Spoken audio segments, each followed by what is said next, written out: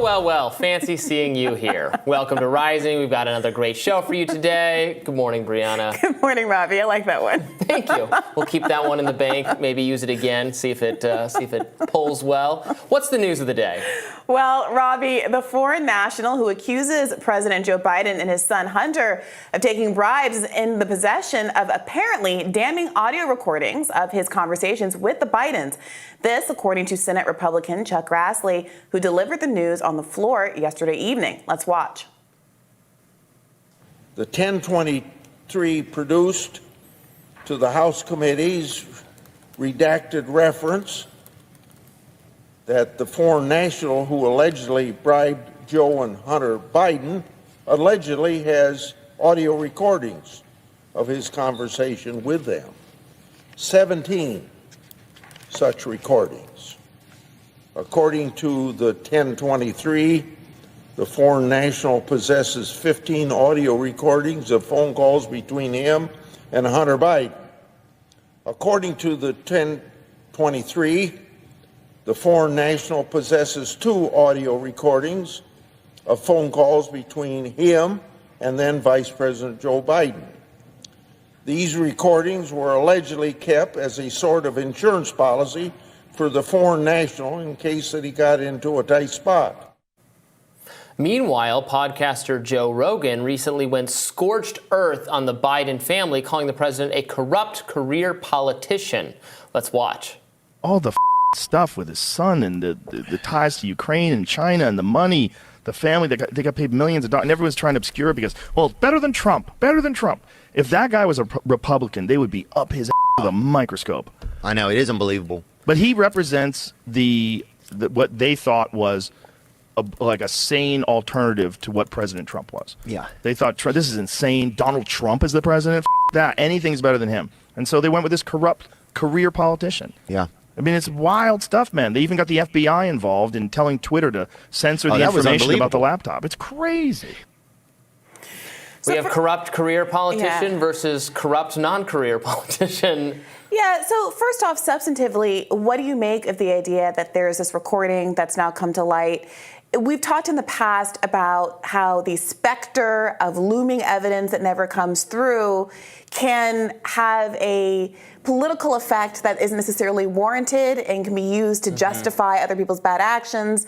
Obviously, right now, we're talking about this in the context of Donald Trump, who's about to be imminently arraigned. Every episode must end with a cliffhanger that is never paid off. It's like Lost season 3 or something.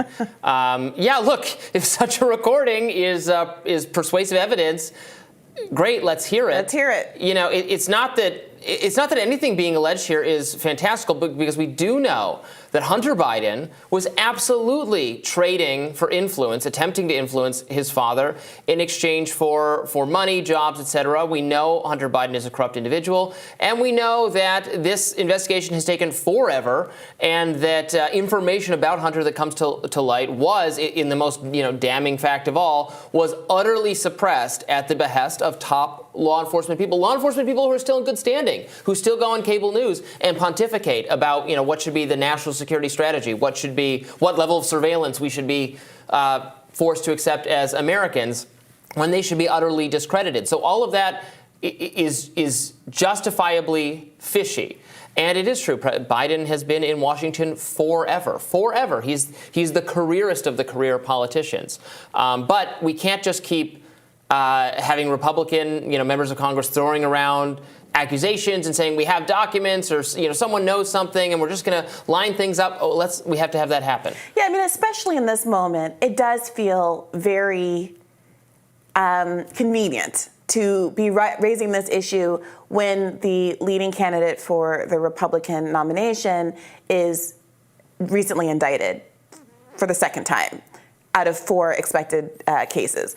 So it's not to say, I understand that people have feelings about the political nature of those prosecutions. Sure. But very few people, even conservatives, are really contesting the substance of whether or not Donald Trump obstructed justice and inappropriately held on to classified materials.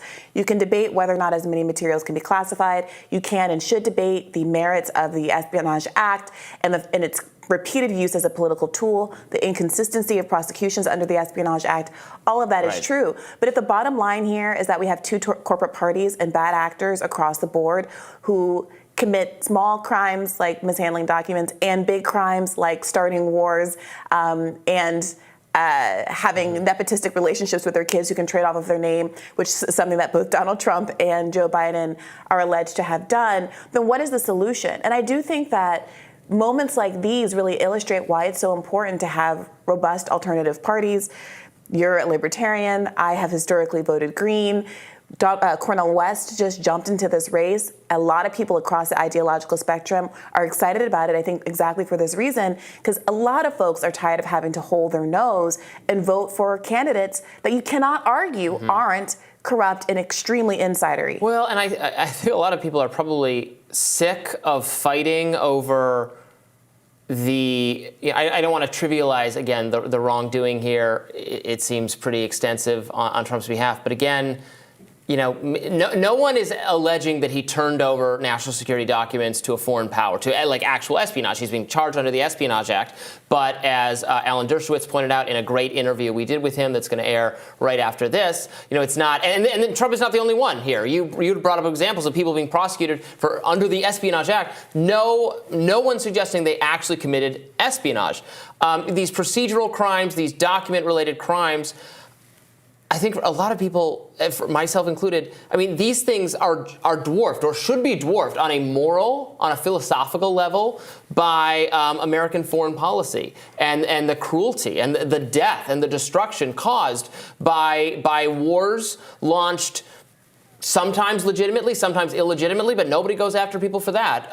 No one is on trial. Trump, Biden, Obama, Bush, Clinton, none of them are on trial or have been on trial for disastrous regime change foreign policies that killed thousands, if not millions of people. Right, because then they'd all be in jail. Right. And I think that is so we got to get Trump for, mishandling boxes of documents. And I think that's the most vulnerable part of the Republicans' argument, which is that there seems to be a choice of selecting charges against Trump that would exclude other bad actors like Hillary Clinton, Joe Biden, Mike Pence.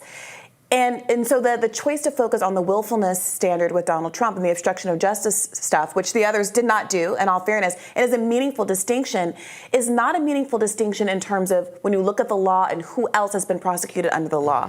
There have been, I mentioned a Vietnamese American who was put in jail for many years, might still be there in fact, for taking documents home from work so that he could get ahead of his work on the weekend. That is no allegation that he, tried to give them to a foreign government. No allegation that he was, especially reckless, any more reckless than Hillary Clinton and a private server and all of these kinds of things. But he did, in fact, go to jail. And there are, if you can look through the case law, a lot of inconsistencies between who goes to jail and who doesn't. And it tends to be higher profile government officials who get off, people who are in the establishment versus low-level workers they make an example of. Obviously, there's the example of Julian Assange as well, who's performing routine journalistic duties, was not the one that took the documents, and yet still is under threat from the Espionage Act. So I applaud the very few Congress members, I believe Rand Paul, who support repealing the Espionage Act, but I do think that should be the focus right now, if you don't want it to seem like your response to the political witch hunt of Donald Trump is a political witch hunt in the other direction. And again, Republicans have fallen into this trap throughout the Trump presidency and then the subsequent Trump post-presidency of Trump still being involved in our national discourse and thankfully there are people like Rand Paul, like Thomas Massie, like a few others who are much more principled. But so many other Republicans complaining about law enforcement going after Trump, but they all supported the laws that empowered that behavior. And they wanted it to happen to Hillary Clinton. Right. Donald Trump said during one of the debates in 2016 that if he won, he would get a special prosecutor to go after Hillary Clinton for her emails. Now he's lamenting the application of a special prosecutor in this instance, calling it a witch hunt. The laws should be applied equally, so I understand the frustration that's not being applied equally, but also, don't shed too many tears for political, powerful, corrupt people. Everyday Americans are also entrapped and entangled in this giant mess of laws and law enforcement and deep state malfeasance, and we need to target it so that everyday Americans are protected from it.